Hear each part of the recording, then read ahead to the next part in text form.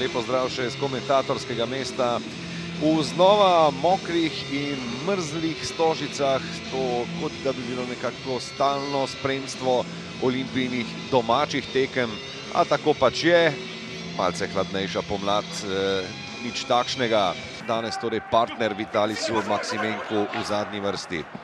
Putinčanin in Valenčič ostajata dva zadnja vezna in gol, neverjetno, Domžalčani so povedli na začetku druge minute na današnji tekmi.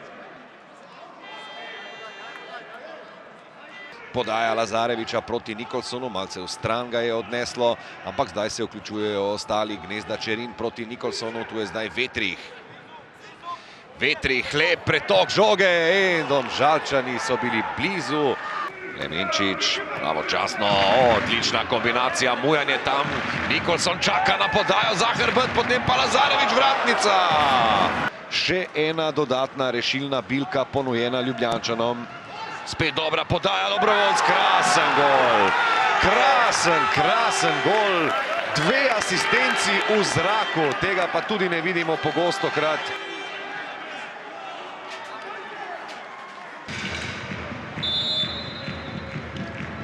Na meter prek živega zidu, toda tudi prek vrat. Kadric spušča, toda komu? Direktno se mija do Ibričiću. Vuk se lahko ponovno obrne. A zdaj poskus dvojne kombinacije z Nikolsonom. Še vedno Vuk, ki si je pripravil strel. Z levico zaključil v 58. minuti. Mojsterska akcija Slobodana Vuka. Ne delajo prevelikih napak in tudi izkoriščajo vse žive priložnosti, ne samo tiste za zadetek. Zdaj morda priložnost za Olimpijo in to je gol. Zdaj, ali je strelec Kronaveter, ali je to avtogol.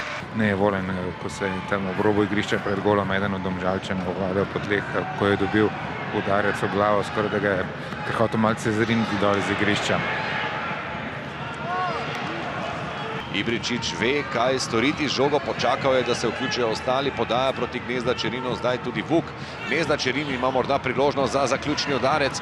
Še vedno Adam Gnezda Čerin, odlična podaja in krasen zadetek.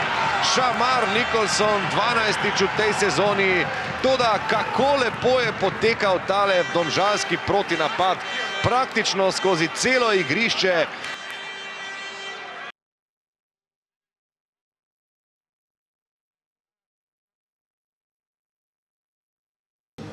Tako je poštena zmaga Domžal. Nismo bili agresivni, bili smo anemični, prelahkotno smo šli v tekmo, takoj so nas kaznovali in enostavno do 90. minute se nismo pobrali. Zaslužena zmaga Domžal in čestitamo.